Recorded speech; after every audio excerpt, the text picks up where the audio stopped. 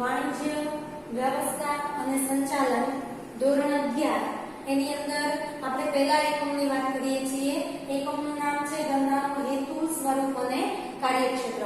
અગાઉના લેક્ચરની અંદર આપણે સૌથી પહેલા આની વાત કરીએ તો બે મુદ્દાઓની ચર્ચા કરી હતી આપણે, આર્થિક પ્રવૃત્તિ અને બિન આર્થિક પ્રવૃત્તિ. આર્થિક પ્રવૃત્તિ કે જેની અંદર આર્થિક લાભ કે નાણાકીય વળતર મેળવવાનો હેતુ સમાયેલો હોય છે, અને બિન આર્થિક પ્રવૃત્તિનો હેતુ આપણે જોઈ ગયા છીએ કે સમાજ સેવાનો, દેશ પ્રેમ સેવાનો હેતુ જેમાં સમાયેલો હોય અને પ્રવૃત્તિ કરવામાં આવતી હોય જેને આપણે બિન આર્થિક પ્રવૃત્તિ કહીએ છીએ. આગળ આપણે તફાવતની અંદર જોયું હતું કે આર્થિક પ્રવૃત્તિ છે એના 3 પ્રકાર પડે છે, જ્યારે બિન આર્થિક પ્રવૃત્તિનો એક પણ પ્રકાર નથી. અને આ જે આર્થિક પ્રવૃત્તિ જે છે એ આર્થિક પ્રવૃત્તિની અંદર 3 પ્રકારો જે તમને તમારી ટેક્સ્ટબુકની અંદર પણ આપવામાં આવ્યા છે, ખાસ એમાં અંડરલાઈન કરજો કે આર્થિક પ્રવૃત્તિ જેના પ્રકાર પૂછાય તો 3 પ્રકાર છે: ધંધો, વ્યવસાય અને રોજગાર. અને ધંધો, વ્યવસાય અને રોજગારની અંદર આપણે એમાંનો પહેલો જે પ્રકાર આપણને જે આર્થિક પ્રવૃત્તિનો આપવામાં આવ્યો છે અને એ છે ધંધો. એની આપણે વાત કરવાના છીએ. પ્રશ્ન આ રીતે પૂછાય કે ધંધાનો અર્થ આપી તેની લાક્ષણિકતા સમજાવો, અથવા તો આપણને એમ પૂછાય કે ધંધાનો અર્થ આપી તેનું સ્વરૂપ સમજાવો, બીજી રીતે એની ખાસિયતો એવો શબ્દ વાપરે. તો જવાબ એકનો એક જ છે, પરંતુ જુદી જુદી રીતે પૂછવાની પદ્ધતિ હોઈ શકે. આ પ્રશ્ન આપણને 2 માર્ક્સમાં પણ પૂછાય, 3 માર્ક્સમાં પણ પૂછાય અને 5 માર્ક્સમાં પણ પૂછાય. અને જ્યારે આપણે અગાઉ વાત કરી હતી કે 5 માર્ક્સની અંદર પ્રશ્ન પૂછાય ત્યારે આપણે પ્રસ્તાવના લખવી જરૂરી છે. અને એ પ્રસ્તાવના અંતર્ગત આપણે ધંધાની મુખ્ય જે અહીંયા એની શાબ્દિક રજૂઆત જે અહીંયા આપણને આપેલી છે એની આપણે વાત કરીએ તો ધંધો જે છે એનો અંગ્રેજી શબ્દ એ બીસી શબ્દ ઉપરથી એ ઉતરી આવ્યો છે. ધંધાનો જે ખરેખર અંગ્રેજી શબ્દ જે છે એ બીસી અને એના ઉપરથી ધંધો જે છે એ શબ્દ ઉતરી આવ્યો છે. બીસી એનો જો આપણે શાબ્દિક અર્થ એનો સામાન્ય રીતે અર્થ જોઈએ તો વ્યસ્ત રહેવું, સતત પ્રવૃત્તિમય હોવું, કે જેને આપણે બીસી કહીએ છીએ. અને એ જ બીસી ઉપરથી બિઝનેસ અને બિઝનેસમેન એટલે કે ધંધો કરનાર એવા અલગ અલગ મુદ્દાઓ ઉપરથી એ ખરેખર ધંધા શબ્દનો ઉદ્ભવ છે એ કરવામાં આવ્યો છે. હવે આપણે જે વાત કરીએ અને એ છે ધંધાનો અર્થ, જે આપણી માટે પરીક્ષાની અંદર VSQ માં અને MCQ ની અંદર સૌથી વધારે આપણી માટે ઉપયોગી કે ધંધો આપણે કોને કહીએ છીએ. ધંધાનો જે અહીંયા આપણને શાબ્દિક જે અર્થ આપ્યો છે બીસી શબ્દ એ પણ આપણને MCQ માં પૂછાય છે, પણ ધંધાની વ્યાખ્યા જે અહીંયા આપી છે એ આપણને પરીક્ષાની અંદર VSQ માં વારંવાર છે એ પૂછાતી હોય છે. હવે આપણે એ સમજીએ કે ધંધો આપણે કોને કહીએ. તો જુઓ અહીંયા આપ્યું છે કે નફાના હેતુથી કરવામાં આવતી કોઈ પણ કાયદેસરની પ્રવૃત્તિ. એટલે જુઓ કે અહીંયા આપણી માટે 2 શબ્દ એવા કે ધંધો આપણે કોને કહીશું તો કે જેમાં શેનો હેતુ હોવો જોઈએ, નફાનો હેતુ હોવો જોઈએ. અને બીજું આપણને કીધું છે કાયદેસરની પ્રવૃત્તિ.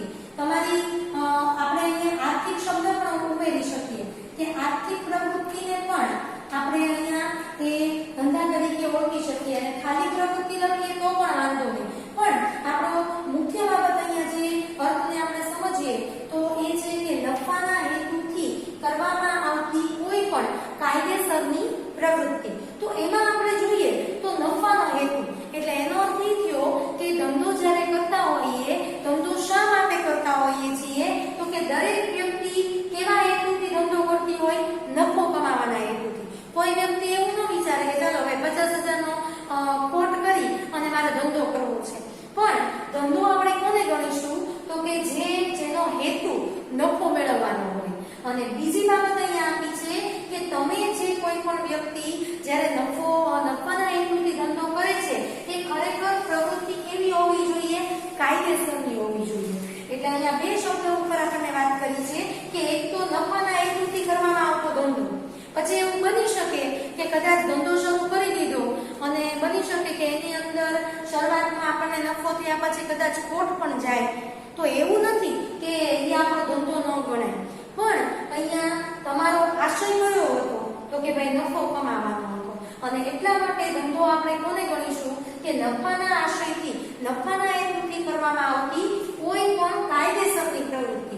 એટલે તમે જુઓ અહીંયા બીજો શબ્દ આવ્યો કે કાયદેસર, એટલે કે એવી પ્રવૃત્તિ હોવી જોઈએ કે જે કાયદા સાથે જોડાયેલી હોવી જોઈએ, જેને જ આપણે ધંધો છે એ કહી શકીએ.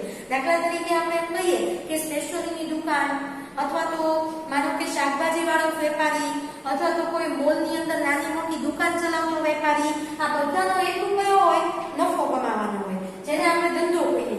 પણ ત્યાં સાથે સાથે બીજો એક શબ્દ આપ્યો છે કે કાયદેસરની પ્રવૃત્તિ, કે જે આપણે ધંધો નફાના હેતુથી કરતા હોઈએ એ કાયદેસર હોવો જોઈએ, એ ગુનાહિત ન હોવો જોઈએ. એ ખરેખર આપણા જે કંઈ પણ સરકારે તૈયાર કરેલા નિયમોની સાથે એ કાયદેસરનો હોય તો જ એને આપણે ધંધા તરીકે ઓળખી શકીએ. દાખલા તરીકે આપણે એમ કહીએ કે દારૂનું વેચાણ કરવું, તો દારૂનું વેચાણ કરવું એ ખરેખર ગુનાહિત પ્રવૃત્તિ છે, તો એને આપણે ધંધો કહી શકતા નથી. આપણા ગુજરાતની જ વાત કરીએ છીએ, ગુજરાતની બહાર આપણે કદાચ રાજસ્થાન કે અન્ય રાજ્યમાં જઈએ તો કદાચ ત્યાં આગળ દારૂ ઉપર પ્રતિબંધ નથી, ત્યાં એ લોકો એનું વેચાણ કરે છે, તો એને એ લોકો કદાચ એ પ્રવૃત્તિને ધંધો ગણી શકે. પણ આપણી જો અહીંયા વાત કરીએ તો એમાં આપણે ચોક્કસ એવું કહી શકીએ કે ધંધો જે છે એ નફાના હેતુથી કરવામાં આવે છે, અને સાથે સાથે એ જે પ્રવૃત્તિ છે એ કાયદેસરની હોવી જોઈએ. ગુનાહિત પ્રવૃત્તિને આપણે ધંધો ગણી શકતા નથી. એટલે આપણે તો ખાલી એટલું જ યાદ રાખવાનું કે ધંધો આપણે કોને કહીએ તો કે નફાના હેતુથી કરવામાં આવતી કોઈ પણ કાયદેસરની આર્થિક પ્રવૃત્તિ અથવા તો પ્રવૃત્તિ કે જેને આપણે ધંધા તરીકે ઓળખીએ છીએ. તો આ વાત થઈ આપણી વ્યાખ્યાની. પણ આપણો પ્રશ્ન છે લાક્ષણિકતા, કે ધંધા સાથે એની કઈ કઈ બાબતો છે એ સંકળાયેલી છે. કારણ કે આપણે આગળ જોયું કે આર્થિક પ્રવૃત્તિના 3 પ્રકાર છે: ધંધો, વ્યવસાય અને રોજગારી. તો વ્યવસાય અને રોજગારીમાં એને ખરેખર કંઈક વળતર તો મળે જ છે એની અંદર, એને આપણે આર્થિક પ્રવૃત્તિ તો કહીએ છીએ, પણ એ બંને કરતા ધંધો કઈ રીતે અલગ પડે છે, એની એવી કઈ ખાસિયતો છે, એની એવી કઈ વિશિષ્ટતાઓ છે જે આપણે પરીક્ષાની અંદર પૂછાતી છે. તો એની તમને ટોટલ પરીક્ષા તમારી ટેક્સ્ટબુકની અંદર 7 લાક્ષણિકતાઓ આપી છે, અને એ 7 લાક્ષણિકતાઓને આપણે ક્રમશઃ જોઈએ. એમાં સૌથી પહેલા આપણને પહેલી લાક્ષણિકતા આપી છે અને એ છે નફાનો હેતુ. એટલે આ લક્ષણો વાળો પોઈન્ટ્સ પણ આપણને 3 અને 5 માર્ક્સમાં પૂછાય, એટલે તમારી ટેક્સ્ટબુકમાં પણ એની નોંધ કરજો. એમાં આપણે પહેલું જોઈએ છીએ કે ધંધો જે છે એમાં પહેલી એની ખાસિયત, પહેલી એનું લક્ષણ કે નફાનો હેતુ. કે ધંધો જે છે વ્યાખ્યામાં જ આપણે જોઈ ગયા છીએ કે ધંધાનો ખરેખર પ્રવૃત્તિ કઈ છે તો કે નફાના હેતુથી કરવામાં આવતી પ્રવૃત્તિ. એટલે એની પહેલી જ લાક્ષણિકતા બનશે નફાનો હેતુ. કારણ કે ધંધાનો મુખ્ય હેતુ કયો છે તો કે નફો મેળવવાનો હોય છે. પણ આપણને પ્રશ્ન એમ થાય કે નફો મળતો બંધ થઈ જાય તો ધંધો બંધ થવાની નોબત આવે. ધંધો આપણો બંધ ખોટમાં ચાલતો હોય તો કઈ આપણે ધંધો લાંબો ચલાવીએ નહીં, પણ છતાંય એને આપણે ધંધા તરીકે ઓળખીએ છીએ. અને અહીંયા આપણને નફો કોને કહેવો એની અહીંયા બાબત આપી છે. જો કે વસ્તુની પડતર કિંમત કરતા વધુ કિંમતે જ્યારે વેચવામાં આવે વસ્તુને ત્યારે એને આપણે નફો કહીએ છીએ. એટલે સામાન્ય રીતે ધંધાની અંદર આપણે શું કરતા હોઈએ કે કોઈ પણ વસ્તુ છે એ ઓછી કિંમતે લેતા હોઈએ છીએ, ખરીદી કરતા હોઈએ છીએ, અને એ આપણે વધુ કિંમતે છે એનું વેચાણ કરતા હોઈએ છીએ. બદલામાં આપણને નફો મળે છે. એટલે કે ધંધાની અંદર નફો મેળવવાનો હેતુ છે એ અગ્રેસર છે. અને આગળ આ જ મુદ્દાઓ ઉપરથી આપણે કહી શકીએ કે નફો જે છે એ જ ધંધાની પારદર્શી અથવા તો કાર્યક્ષમતાનો માપદંડ છે એ પણ ગણવામાં આવે છે.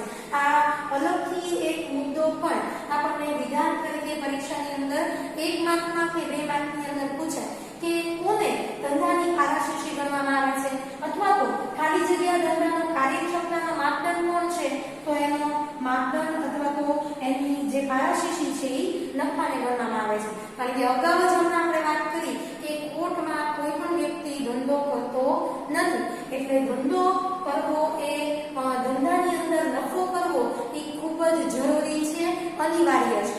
કારણ કે કોર્ટમાં આપણે જો ધંધો કરતા હોય તો બની શકે કે ધંધાને આપણે બંધ પણ કરવો પડે, અને એટલા માટે અહીંયા નફો એ ધંધાની પારદર્શી છે એનો માપદંડ છે કે એનાથી જ આપણે માપી શકીએ કે ભાઈ ધંધો છે એ બરાબર છે કે નહીં. એમ નફો થાય તો જ આપણે એનું માપન કરી શકીએ, મૂલ્યાંકન કરી શકીએ. બાકી કોર્ટમાં ચાલતો હોય તો એ ધંધો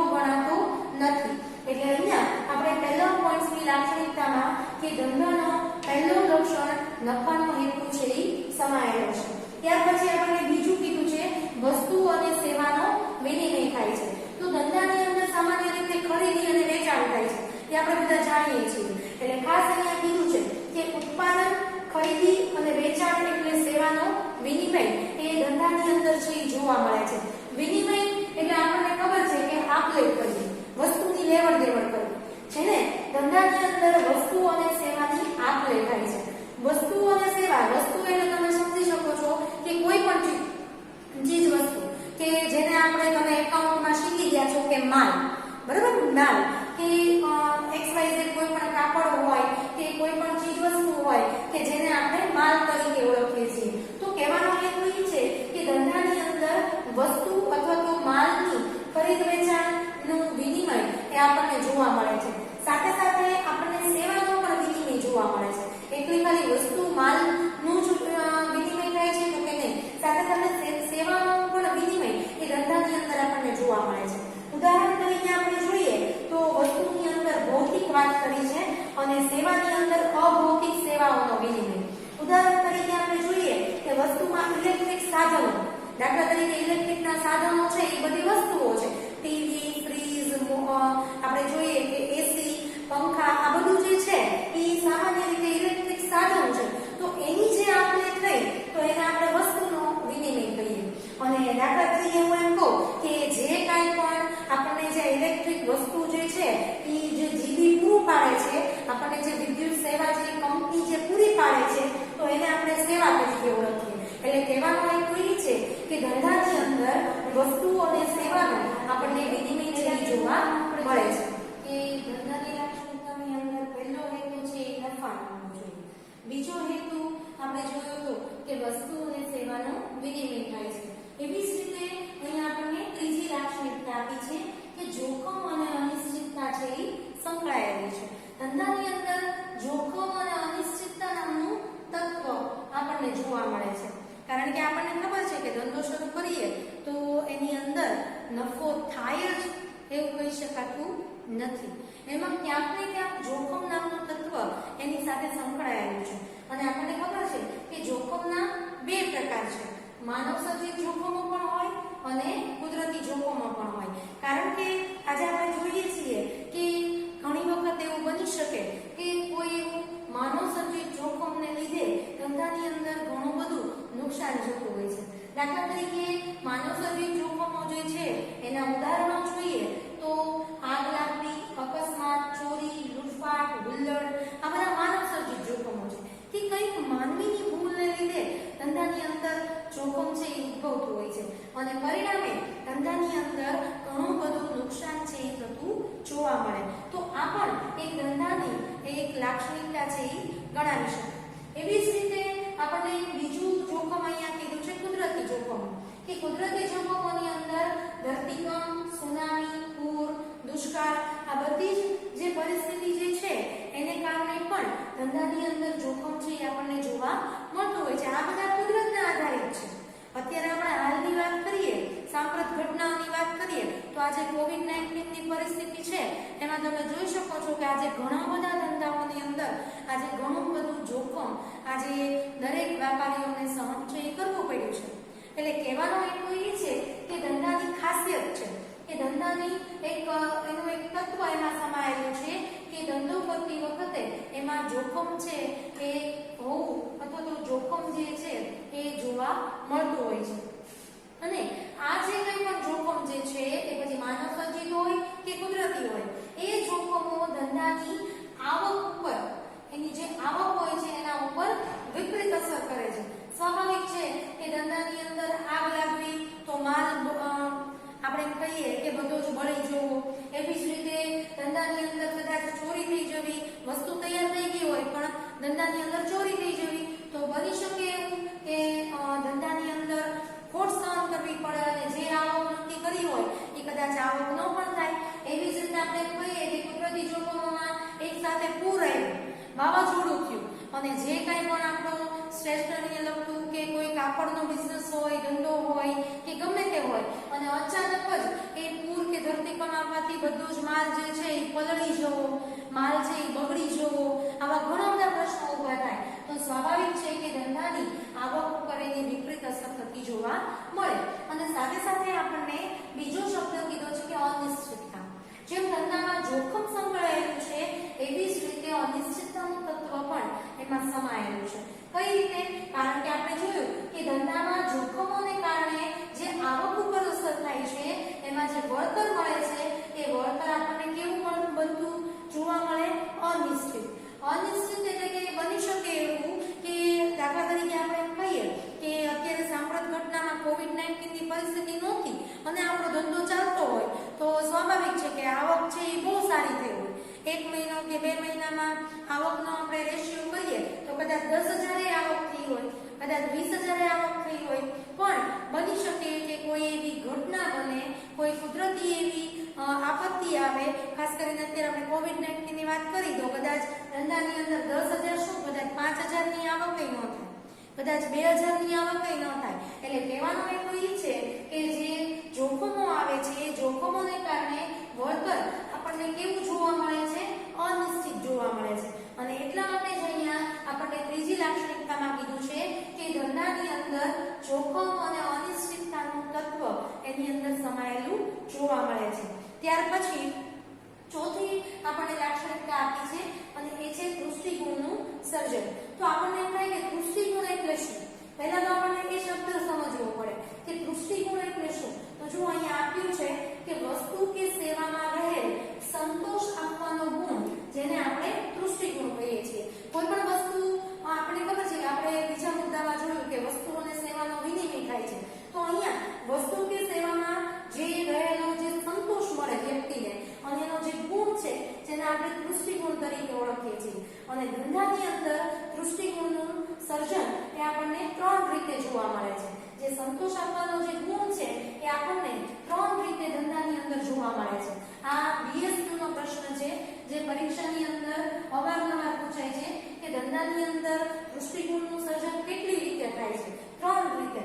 3 રીતેમાં આપણને પહેલું કીધું છે કે સ્વરૂપ, સ્થળ અને સમય. સ્વરૂપમાં કઈ રીતે? તો કે કાચા માલનું તૈયાર માલમાં રૂપાંતર કરી અને સ્વરૂપ દ્વારા આપણને દૃષ્ટિકોણ છે એ સંતોષવા મળે છે.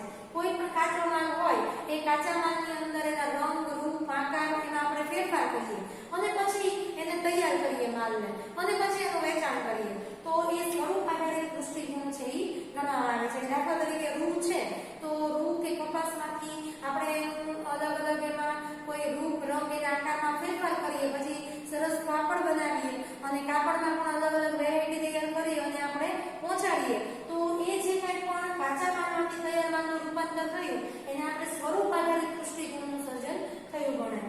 એવી જ રીતે સ્થળની વાત કરી છે કે સ્થળની અંદર ઉત્પાદન સ્થળેથી ઉપભોક્તા એટલે કે ગ્રાહક સુધી જે સ્થળે આપણે માલનું વહન કરીએ છીએ તો એને આપણે સ્થળ આધારિત દૃષ્ટિકોણનું સર્જન થયું ગણાય.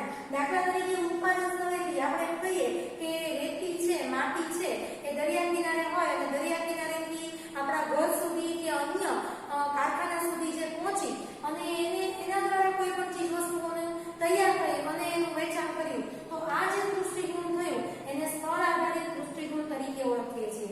અને છેલ્લું આપણે કીધું છે કે સમય આધારિત, કે જરૂરિયાત ન હોય અને માલનો આપણે ત્યારે સંગ્રહ કરીએ અને જ્યારે એની જરૂર પડે ત્યારે પાછો એનો માલનો આપણે ઉપયોગ કરીએ તો એ થયું સમય આધારિત દૃષ્ટિકોણ. દાખલા તરીકે ગરમ વસ્ત્રો છે, ગરમ કપડાં જે છે એ શિયાળાની અંદર એનો વધુ ઉપયોગ થાય તો અન્ય ઋતુની અંદર આપણે શું કરીએ? એનો સંગ્રહ કરીએ અને પછી જ્યારે એનો સમય આવે ત્યારે આપણે એમાંથી સંતોષ મેળવીએ તો આ જે થયું એને સમય દૃષ્ટિકોણ તરીકે ઓળખીએ છીએ. એટલે આ રીતે દૃષ્ટિકોણનું સર્જન પણ ધંધાની લાક્ષણિકતા છે એ ગણાવી શકાય. ત્યાર પછી હવે આપણે 5મી લાક્ષણિકતાની વાત કરીએ છીએ અને એ છે પ્રવૃત્તિનું સાતત્ય. જેમ આપણે આગળ વાત કરી કે ધંધો જે છે એ એમ કહેવાય છે કે કાયદેસરની આર્થિક પ્રવૃત્તિ હોવી જોઈએ, એની સાથે સાથે અહીંયા એમ કીધું છે કે એમાં સાતત્ય એટલે કે સતત ચાલતી પ્રવૃત્તિ, કે ધંધાના જે વ્યવહારો છે એ નિયમિત અને સતત રીતે થાય તો જેને આપણે ધંધા તરીકે ઓળખીએ છીએ. એટલે ધંધો એ સતત ચાલતી આર્થિક પ્રવૃત્તિ કઈ રીતે? તો દાખલા તરીકે આપણને ખબર છે કે વેપારી જે છે એ ધંધો શા માટે કરે છે? તો કે નફાના આશયથી, કે એમનો હેતુ કયો છે? તો કે નફો મેળવવાનો. અને નફાના આશયથી જ્યારે ખરીદ અને વેચાણની પ્રવૃત્તિ કરતો હોય ત્યારે જેને આપણે ધંધા તરીકે ઓળખીએ છીએ. ઉદાહરણ તરીકે આપણે એમ કહીએ કે રહેવા માટે બનાવેલું મકાન હોય અને એ મકાનને આપણે વેચીએ છીએ તો એ ધંધો ગણાતો નથી. માનો કે કોઈ એક વ્યક્તિ છે, દાખલા તરીકે મારી વાત કરું તો રહેવા માટે બનાવેલું મકાન હોય અને અમુક સમય પછી એ જ મકાનનું હું વેચાણ કરી દઉં તો એ મારો ધંધો ગણાય નહીં. પણ ધંધો આપણે કોને ગણીશું કે જે પ્રવૃત્તિ એ કેવી હોવી જોઈએ, સતત ચાલતી હોવી જોઈએ, નિયમિત રીતે થતી જોવી જોઈએ, રોજબરોજ થતી જોવી જોઈએ, તો જ એને આપણે ધંધા તરીકે ઓળખીએ છીએ. બાકી આપણે એને ધંધો કહેતા નથી. અહીંયા કીધું છે કે રહેવા માટે બનાવેલું મકાન એકવાર ખરીદ્યું અને પછી એને વેચી દીધું તો એને ધંધો ન ગણાય. શું કામ? કારણ કે એ જે પ્રવૃત્તિ થઈ એ માત્ર એક જ વાર થતી પ્રવૃત્તિ છે.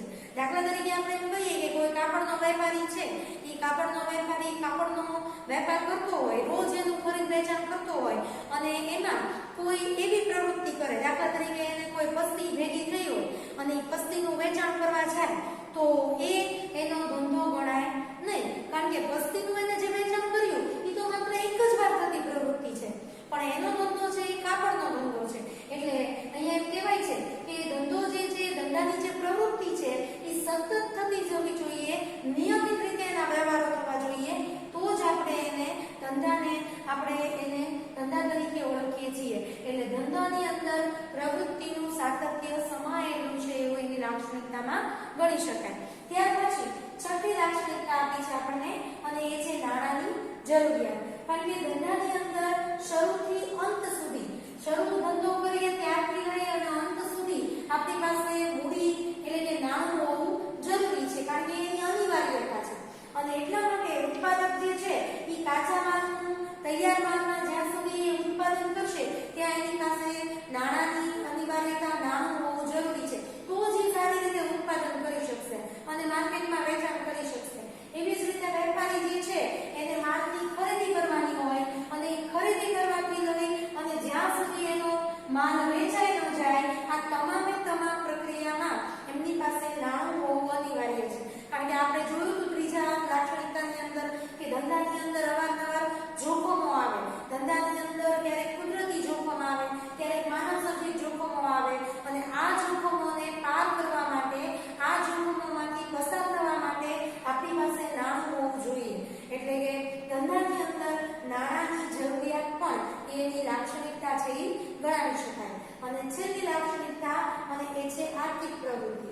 એ તો આપણને ખબર જ છે કે ધંધો જે છે એ આર્થિક પ્રવૃત્તિનો જ એક પ્રકાર છે અને એટલા માટે કીધું છે કે નાણાંના ઉપાર્જન દ્વારા નફો મેળવવાના હેતુથી જ ધંધો થાય છે અને એટલા માટે જ એને આર્થિક પ્રવૃત્તિ તરીકે ઓળખવામાં આવે છે. આ રીતે આપણે ટોટલ ધંધાની લાક્ષણિકતાઓ